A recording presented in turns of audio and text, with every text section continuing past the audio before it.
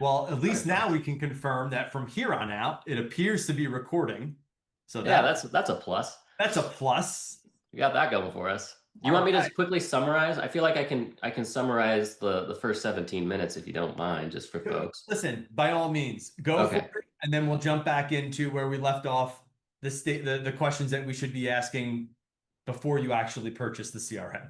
perfect. Yeah, so we talked about CRM readiness. I think that was the first question, right? And about when do you know you've outgrown DIY? And my first answer is it's no longer the why. It's not just yourself. You're hiring. You've got an intake person or a paralegal that's moonlighting as an intake. You've got some marketing folks. In any event, you've outgrown that spreadsheet because the reality is probably you bring the new person in, you show them how you theoretically have been using the spreadsheet, but you in fact have not been keeping up with said spreadsheet. So the adoption of that is very low in terms of a percentage wise. But and then if you're investing any amount of money into marketing, you should have a CRM because you need to know what's performing, and you don't want to lose leads that you're literally paying for, right? That is super painful. You're building that referral network, right? You've got more than a handful of people that are sending you business, and you need to keep track of that. Foster those relationships. Understand what size gift basket to ship them. Um, and we talked about people, process, and technology. So what do we need to do before we go out there and start looking at tools? You really want to have, and this is, by the way, at the end of this webinar, I'm giving away my people, process, and technology audit, which helps you work through exactly that people, process, and your tech. It'll help you document those tools that you currently have. But you really need to go in that order because if you go backwards, again, you're going to have a bad time, right? And a lot of people look to legal CRM specifically because they need those. It's like bumper bowling. They need those parameters, they need those limitations. But then as you start using them and you start really dialing in your process because you start thinking about it, you've already bought the tech and you realize the tech, it can't expand with you, right? You're stuck. You're stuck in what you bought. So, and my gosh, moving around systems is a nightmare and expensive, not just from a cost of software perspective, but training, adoption, like all of that. So, um, what I missed, Ron? I think that was everything I in a think you nutshell. covered it. A couple of other texts. Some people I think got it or they were in, and others they weren't able to see us. So All I right, of appreciate you doing a quick recap. course. Let's jump into, let's talk about again what you need to know before you're choosing the CRM. So what are the foundational pieces that you really have to have in place before you pull the trigger and get this type of software?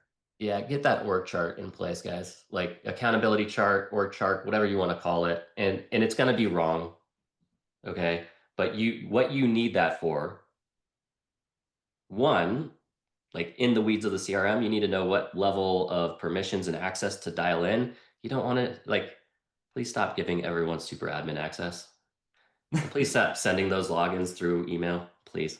But like you need that information, not just for that side of things when you're building out the CRM and literally inviting people to it, but you need to know who's accountable for the thing, right? Like whose job is it to make sure that intake isn't falling through the cracks? Whose job is it to make sure that the marketing campaigns are flowing through and we're tracking that, right? Whose job is it to review the reports so that you can actually take action on the amazing data that these tools are going to give you access to, right? So having those roles and functions defined up front, even, and here's the thing, you're going to have, Ron and I know this, I almost changed my title to CEO, COO, CTO, CMO. Like you're gonna be in multiple seats, but that's okay because you're gonna know what you need to hire for and fill for, and where they're gonna slot in. So I think an org chart is good. The other big key that I've noticed with firms that are successful with the adoption, which I'm big on, by the way, and Ron, you said this on a separate webinar. The best CRM is the one that you use. Period. Favorite Hands one. It's my favorite one. It's the best. It's literally the right one for you because you're using it, right? So Mhm. I'm big on adoption. a key to change management, which I think we were talking about maybe in our silo, a key to that Backstage. backstage, hanging out. We're just super cool. We wanted to come out late. Um, is just getting everyone to row in the same direction, right? If you've got resistors on the Mm-hmm. bus, they're never going to do it, right? In fact, I forget whose LinkedIn comment I commented on, I think today, but one of the pitfalls is, you know, still doing it the way you did it before the CRM and also in the CRM, maybe, right? That's a clear sign that that person's not on board. They don't understand why you're doing it, what the benefits are, how it will actually make their lives better and will help grow the firm. So I think that's key too, right? We talked about a champion internally at a law firm, having someone like I can't be that. I can't. What does that person look like? So As far as they skill set, qualities, I know yep, we talked about get it, want it, have the capacity, but who's the person that should be sitting in that seat? they understand people and technology, which is that's a hard Venn diagram, right? Because you're either really good with people or you hate people and you really like technology, right? Like I think I'm kind of in the middle there, but like if you have someone internally that does that, they understand the limitations of the tool. They understand how to actually use it, like intuitively. A lot of these tools are especially now, at least the good ones in my opinion, are pretty straight, like they're clean, right? But Mhm. some of them are pretty archaic, right? But you have to understand technology. And the other reason you need to understand people is because you need to give that feedback, right? Like, hey, folks, like, why are there 5 qualified leads in the CRM with no open matter in the pipeline? Mhm. Why? What happened? Where are they? What's like, where's the disconnect? Is this too much? Like, should we simplify? Do we need to automate? Like, what's going on there? Because again, we talked about the silver bullet, right? It not being that. You Right. really do need everyone rowing in the same direction. So And the piece in there, we talked, people, technology, but that process, like you have yeah, human beings that are running through specific operating procedures. You've got workflows that are built in place so that people are getting notified. They know that their yeah, tasks are due, when they are due, who's supposed to do what next. And I think that's where that sheet or that Excel document or the legal pad, it cannot breaks. support it once you start growing, investing more dollars into marketing or branding, whatever it may be. It all Because think starts to about it. crumble. Like what do you're literally I called the prospect or the client or whatever you did. Now you have to go to a separate sheet to document that you did that and to update information with that. That's not happening. There's Yeah. no way. There's no Well, way. that's you've had a couple LinkedIn posts leading up to the event talking about like identifying not just gaps, but the pain points within the current process. Mm-hmm. So I don't want to give an answer within the question here, but like you've got to know what those are so that Yeah. you can design what the future state is ultimately what you want to achieve. No? Oh, for sure, man.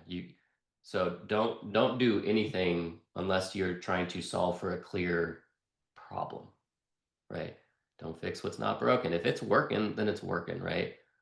If you feel chaotic, if you feel like you're losing track of things, if you can't remember who was this person that I run into at this event, like those are clear signs where you gotta get organized, right? Get it into that tool.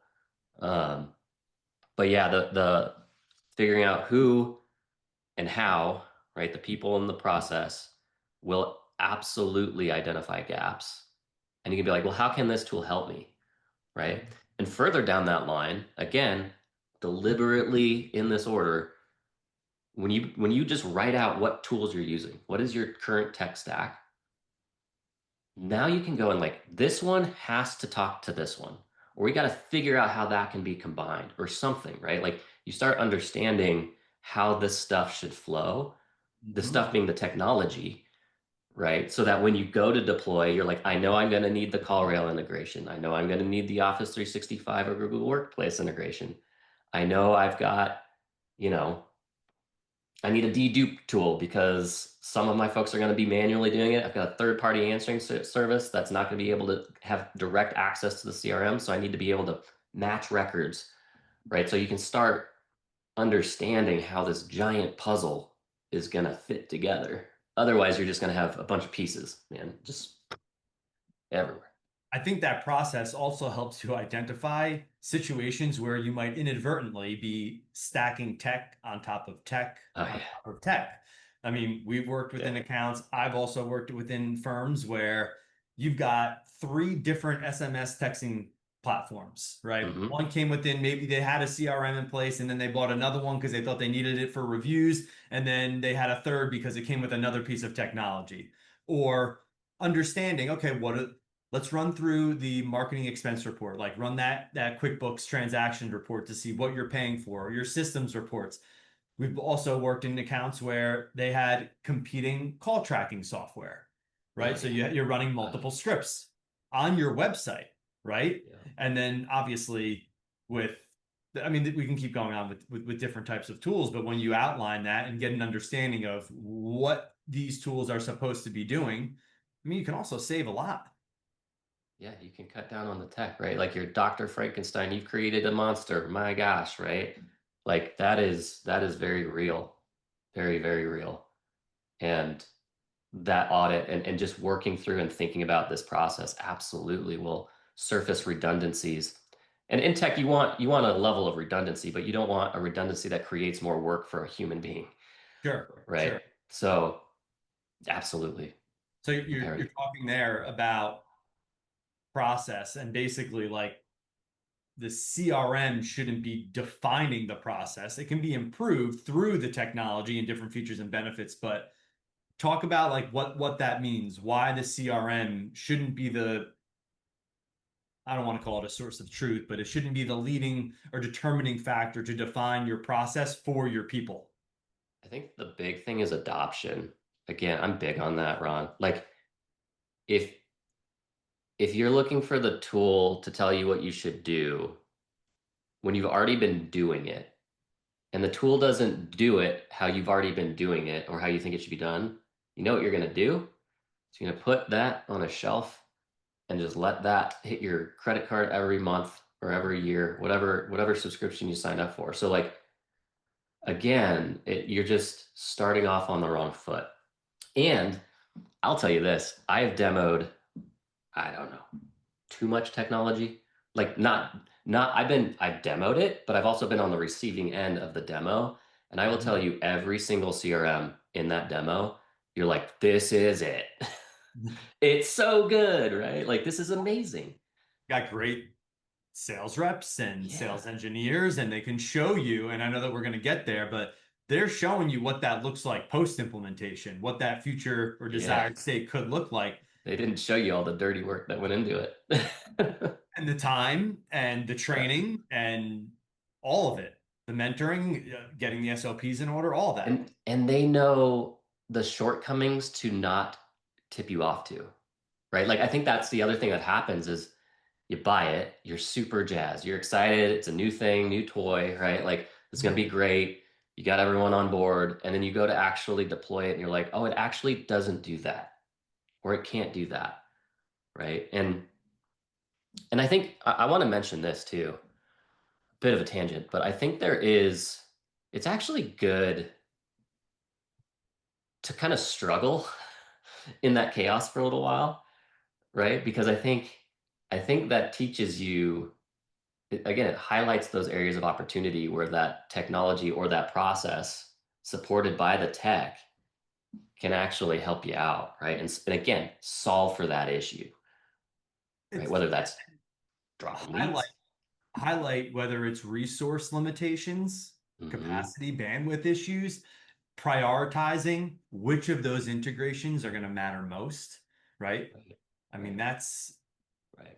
without that being in order, I think when you go in and then you start buying that technology, they can tell you it can do everything underneath the sun. But then when you start to apply it to your real world situation and the people need to follow a process in order to do it, there's going to be a little bit of struggle. Yeah. And that's gonna be true for any new tool, right? There is a learning curve, no doubt. right? And when I go and deploy a CRM for a law firm, I actually don't. So don't fall in this trap too. We're gonna automate the world, baby. We're gonna do it. It's gonna be. It's AI is gonna do it for you, right? Like, no, it's not. Like, in fact, you should start with as few automations and workflows as you can, so that you actually understand. It's like math. You need the foundation to understand why this is happening, so that you're not just having this automated machine do things, and you're like, wait, why do I have that task now? Like, that doesn't apply to this matter or this person or this PNC prospect, whatever you call it. So I think it's really important on that front, right? So like you don't go too far to the extreme of I don't need an I don't need another human, right? I think you can get in some hot water that way too, for sure. All right, let's fast forward a little bit.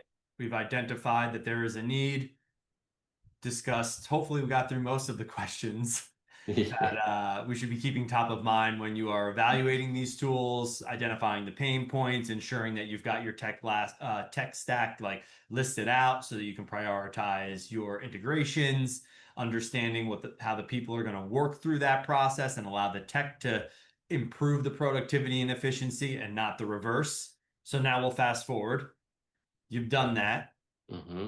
Talk a little bit about what better actually looks like once it's in place. Because I'll tell you, I will still join calls, talk about a CRM, and this is not to mock. I get asked, well, what is that? Why do I use that? Right. So hopefully the first half of this call will educate and at least inform about some of the things that you should do when you realize maybe it is time. But now that it's in place, like what does that better look like? Right. And I do want to kind of jump a little bit higher, like above the trees, if you will, to kind of see the forest. I think CRM for legal, it's generally not just one tool, right? Like I think you've Mhm. got your intake system, you've got your matter management system. Those should absolutely be talking to each other if they can, right? I think a lot of firms end up taking their matter management system or case management system and trying to make it work for the intake. And so you actually lose out on a lot of data. You pollute that database. You might be using the MailChimp or Constant Contact as your CRM because it's where all of your marketing database is, right? So you've got the marketing side of the house too. So I think it's important to understand like it's the systems really, like how do these all work together? And again, the PPT audit will showcase this. But to answer your question, Ron, I think the best level of success, and I'm going to hammer this point, is you're using it. You know what I mean? You're using the tool, and so Mhm. that you can actually get that data out. And I want to I want to know it shouldn't be adding work to the firm. Like again, there's a learning curve. It's going to take a minute to get used to it, but by the end, once it's deployed and once you've been using it, you honestly should sit back and wonder, what the hell were we doing before our CRM? Like, what? That was crazy, guys. That was Yeah. crazy. That was chaos. Share some of those signs, whether it's from a team perspective, data, operational perspective, like the signs that it's working. What are Yeah, they going to you're see now post you're implementation? you're having more meaningful conversations with your marketing team Mhm. about what's working and what's not. When you onboard an employee, it's no longer, well, you got to look over here for that information. And Bill actually has that in his email inbox, but he's on vacation, so we're gonna have to wait till he gets back to get that data.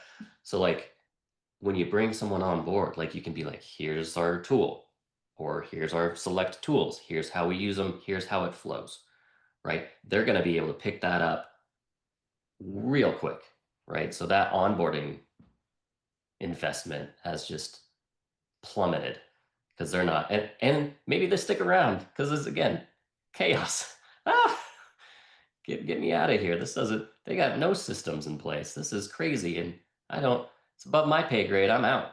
Yeah. So Well, you're alluding to some of the work that can be alleviated mhm. once the CRM is in place.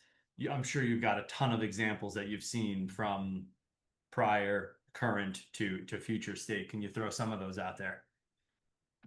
Yeah, I mean, I've worked with firms that had a CRM, quote unquote. a lot of firms that have tried to use their matter management as a CRM and it just wasn't working. There was no pipeline, there was no reporting that came out of it.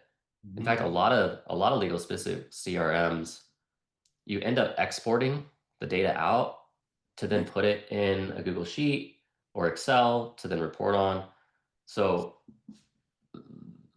a really kind of nice little package with a bow on top, future state for a CRM is everything's in it, right?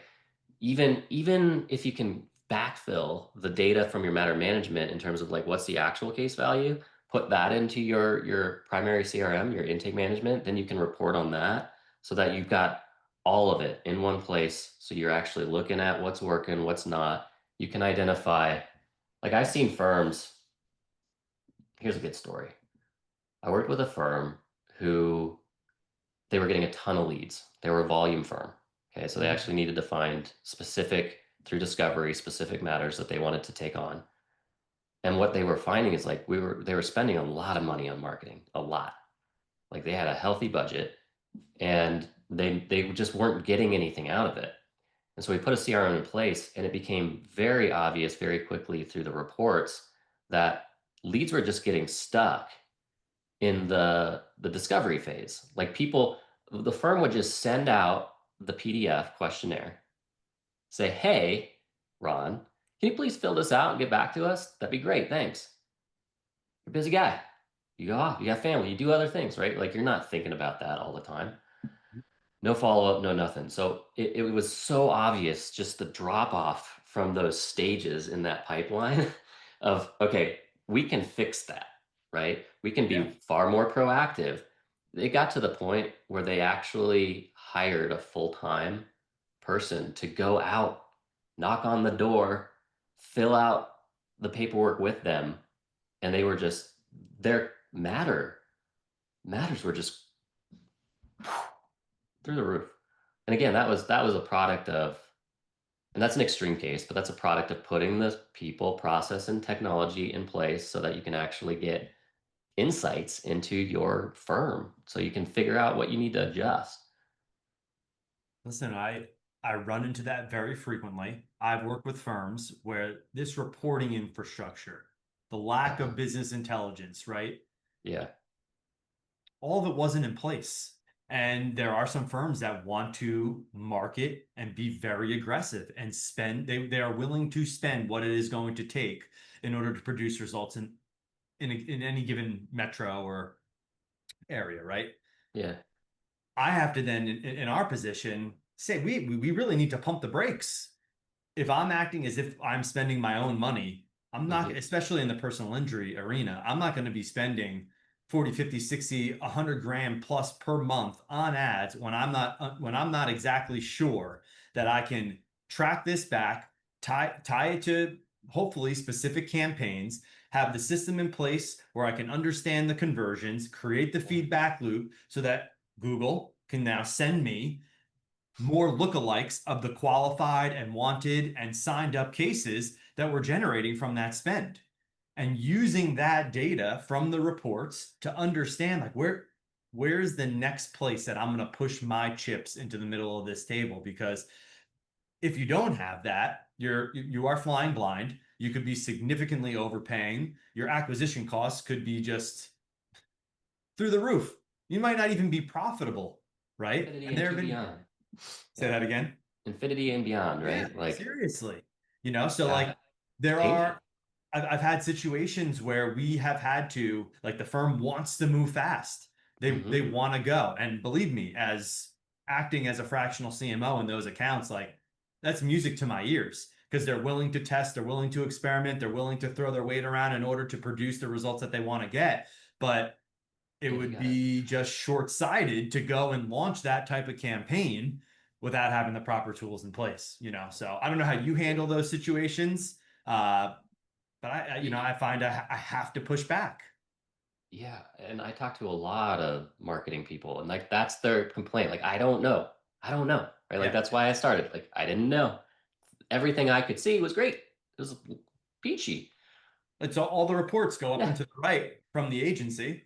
Yeah. And then every partner stared at me going, Why aren't we signing them? And it's like, oh my Yeah. gosh, there's something wrong here. So you touched on the marketing side. There's the intake side that gets support. So you're not just dropping things, leaky funnel, whatever you want to call it. Then you've got the operations, the biz operation side of like, Hmm. hey, Rob is a terrible person to put in front of a human being, right? Like he does not convert any of his consultations. He's just prickly as, you know, Yeah. a porcupine, right? So like through these tools, you can start to identify that who are your closers, right? Who's actually getting the business, getting them to sign. Um, there's just a across the board, Ron. You're going to see an improvement. I'll tell you something that's not none of those. Worked with a firm. This is not going to shock you. Worked with a firm was looking at their form submissions. They had missed over 250 form submissions of people reaching out for employment law, and I was like, they Hmm. didn't go to anybody. Like Wrong email. Just what happened?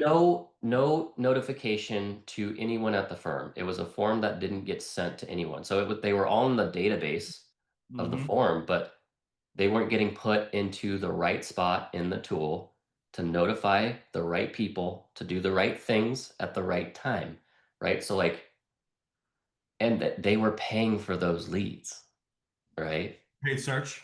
Yeah. Oh, Well, I mean, just like devastating, devastating. So it's things like that, right? Where you just stuff that keeps you up at night. You don't need it. I know that you can use other tools for this, and it might come out of case or matter management, or if you've got a Hmm. project management tool internally. But as far as resource planning, bandwidth, capacity, knowing like you talked about, like looking at the data to see who the best closer is, right? You might have a closing attorney based off of their conversion rates. You want them taking the initial consult or the discovery calls because they're able to articulate the value proposition very well. And we could see it clearly in the data, right? Yeah. Jane is the one that crushes it. And then they give it over to Mary, who then takes it from closed. Now I'm going to be the one working on your case. I think, the data that we're also looking at on behalf of our clients is to understand like how many cases are each of these individuals managing. Once they do that, now we can also track that client. We've put in referral marketing efforts. We're dripping on them over time, especially if you're at more of a general practice firm and you have someone that came in for some estate planning, or they've got to continue to come back because they continue, like they have children and their children have children. They've got to Right. update the trust. They've got to update the will. And now you can tie that back all the way back to the original channel from the original refer to understand not only the lifetime value of that individual, but how much revenue is being produced from all the additional people, friends, family, colleagues that they sent Right. your way as well. It's a beautiful thing when it all starts working together, man. You're starting to get data. Again, it's not just the intake, it's not just the marketing. It's more than that. It's your biz ops, it's rev ops and biz ops, right? Like you're getting a complete picture if you've got the right CRM in place, right? Yes. Which is Yes. again, it's what you need as you're growing. If you've got ambitions, right? You mentioned this, I don't know if we were backstage or not, but getting the stuff up front. I'm a tiny business, right? I'm new, and my biggest technology expense right now is my CRM. I'm biased, right? But I've seen the benefit of having this in place. Everybody thinks about a website. Well, I need a website. It's like I want to get to a point where everyone's going, I need a CRM. Like I gotta have something, right? So I think those are massive, massive benefit. The competitive advantages is what they Yes. are. The last thing that I want to touch on, and if anybody has some questions, you can throw them in the chat. We'll expedite the response to this, but I do think it would be worthwhile to actually get us on tape here and talk about one of the biggest struggles that firms have, and that is adoption, right? Yeah. We said it in jest that I've said before that my favorite CRM is the one that gets used. And Hmm. I do mean that because when you alluded to earlier that when it's just sitting on the shelf collecting dust, It's just a very expensive line item and you're not getting the full benefit out of it. So let's talk a little bit about some of the ways whether you've helped or you've seen that champion help drive adoption so that all these benefits that we just outlined and the great data that you can extract, the business intelligence, Right. they actually receive it. Yeah. I'm going to touch on the champion. Do Mhm. that. Get the people in the process in order before you even start looking at the tech. It's going to help with that conversation anyway. When you go to deploy it, here are the tips that I've learned over many years. Well, have everyone rowing in the same direction, right? Like don't like you can't have the front the front office scoffing. Ugh, my Yeah. day, this is just more work for me. It's like, no, no, no, no. You have to understand the why behind this and what we're trying to do here and the benefits that you and I have just gone over, because otherwise its adoption is good luck. Good luck. But some of the things, like when I deploy a CRM for a firm, what I do is I actually have a training program. I call it the law firm CRM Academy. And they go through like it's a little dripped over a couple weeks that they go through and they get familiar with the tool. I let them in there. You can't break it. It's pretty much an open play sandbox. So like Yeah. now's the time, right? Like we're not using it yet. Getting them familiar with it so that by the time I go to train them, it's a little bit more pointed, right? It's like I have a question about this, Rob, or this doesn't really make sense to me. Can you explain that? Rather than like I'm throwing so much information at you in such a short amount of time. Um, the other thing is like obviously tell them what you're gonna do, show them what you're gonna do, have them do it, give them feedback. Those are all major tips. Um, and then for me, this program that I'm using right now, I'm gonna tell everybody about it right now. Super. It allows me to inject. You guys, this is so cool. It allows me to inject process docs, guides, videos directly into the web-based tool. And I with, say, with without potentially derailing this entire thing, feel yeah, free if you'd like to take the gamble and share any sandbox if you want. Not to put you on the spot there, but I'm just saying if you wanted to do, by all means. If not, keep going. But talk yeah, let me talk a little see. bit more about it because I do think that a lot of firms could get It's value from it. it's so cool. I gotta log in. I do want to, because this is While you're like, doing that, I just want to add in the program champion. The way that I've seen firms be most successful in getting adoption from the get-go is that champion, whether it's the managing partner, whether it's your director of marketing, the one that's running operations and technology, you have the all hands meeting where you bring everybody together, all the stakeholders, especially intake, the ones in marketing, your paralegals, whomever it may be that is going to touch this system in one way, shape, or another, so that you can avoid any negative downstream impacts as you might have left them off of the list, so that you can have a discussion around why you're doing this, what is being done, when it's going to happen, the tool that is going to be used, the training and mentoring that's going to be offered, and the fact that you're going to have a system in place in order to get everybody up to speed to use it as it's intended.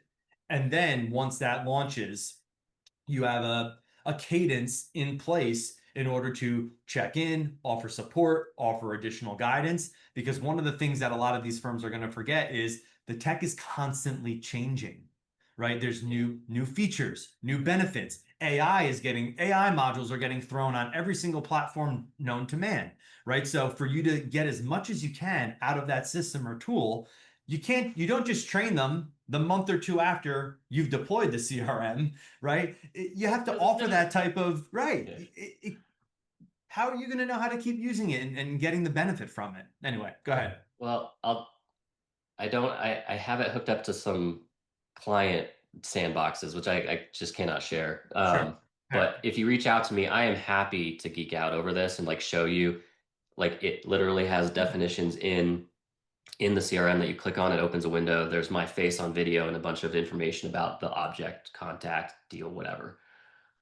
It can even do validation checks. So like, if you did this but not this, error, right? Like in the CRM, like that's, and talk about adoption and empowerment. Like that's where you start actually connecting the dots and going, oh, I forgot to ask how did they hear about us? I need to get that next time, right?